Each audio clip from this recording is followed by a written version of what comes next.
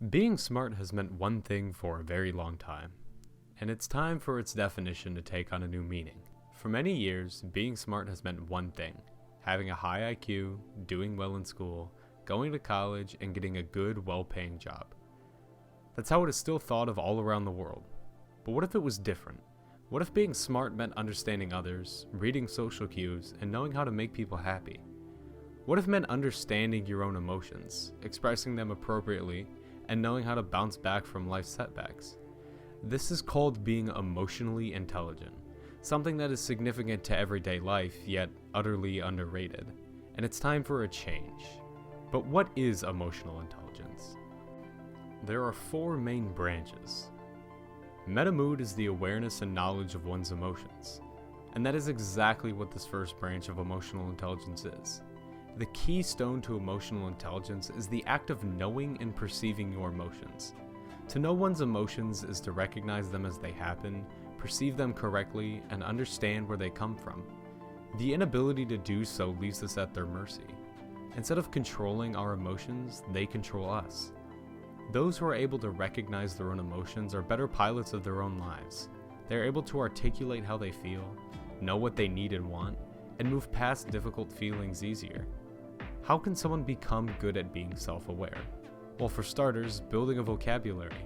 Not knowing words to describe your emotions is a big setback in actually being able to recognize them. Another step is to catch an emotion and follow it. See where it goes. How does it change? If it does change, why?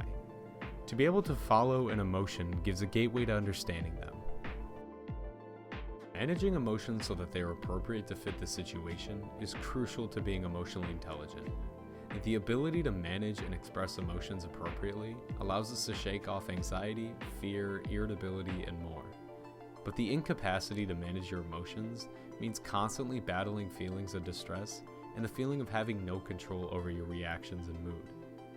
To manage your emotions is to prevent a reactive outburst, and in some cases, keep your mood from escalating too far, or declining so much that you'll fall into a depressive state. In order to manage your emotions, you must first be able to recognize them, which is why you must take this process slowly, learn one at a time, and truly know how you feel. Managing does not mean repressing.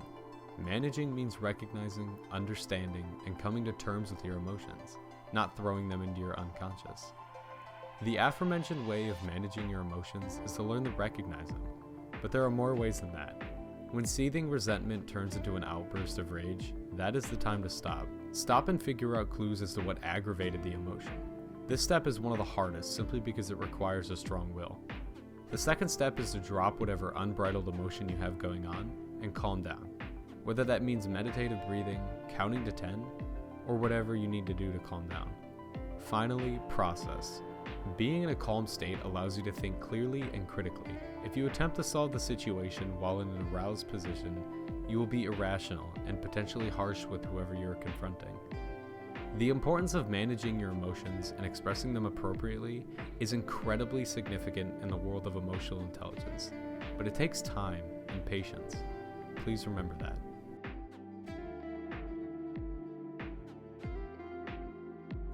There's a common root word when it comes to recognizing emotions in others, the Greek word pathy, which means feeling. To be sympathetic, with the prefix "some" meaning with, is to recognize someone's emotions and be there with them. To be empathetic, its prefix "em" meaning in, is to recognize their emotions and not only be there for them, but to let them know that you have been in their position and you know how it feels. I've recently been told by our mental wellness program at our school to not be sympathetic because it's not good enough. You have to be empathetic. This is wrong. To say you have to be able to empathize with everything is to suggest that everyone goes through similar stuff, and if you don't, then you can't help. That's not true. Anyone can help anyone. That's part of what being emotionally intelligent is, knowing how to help. Recognizing emotions is important to the person who needs recognition.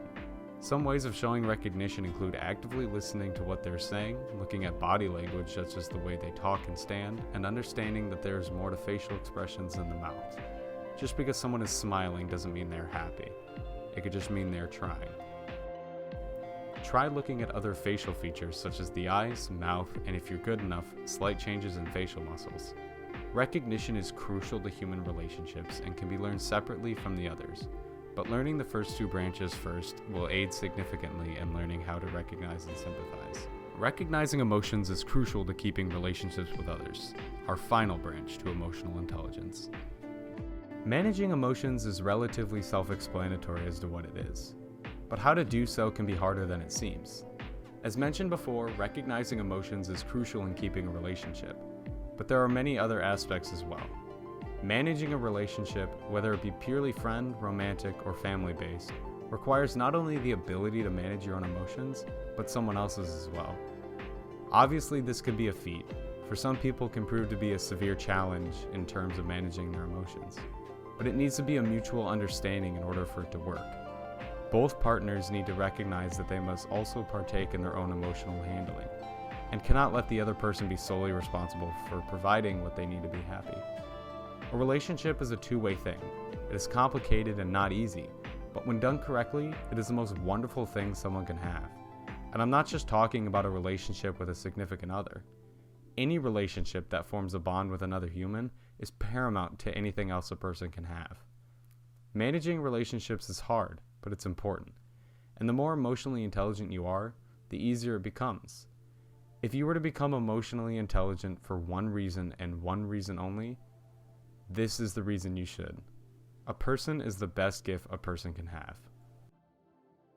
Discussing emotions is hard in the first place, and describing them is even harder. But to sum it all up, being emotionally intelligent is much more valuable than being educationally smart. There are 4 branches of emotional intelligence: knowing one's emotions, managing one's emotions, recognizing emotions in others, and finally, managing relationships. The purpose of this video is not to say don't do well in school, don't reach for your dream job, and don't try to make money. But this is to say that to be emotionally intelligent makes being happier come easier. And isn't happiness the one thing everyone wants? Focusing on psychology and emotions specifically is really what this channel is about.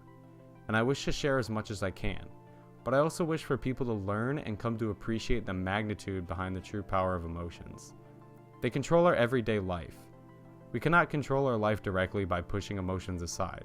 We must learn to control our emotions and then use that ability to control how we go about our day. Next time you have a rough day, think about this.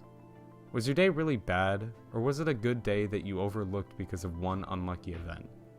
Next time something comes up in your life, think back to the 4 branches and attempt to go through the steps. This isn't to say that it's easy as 1, 2, 3, but recalling what the steps are is the first step in becoming emotionally intelligent.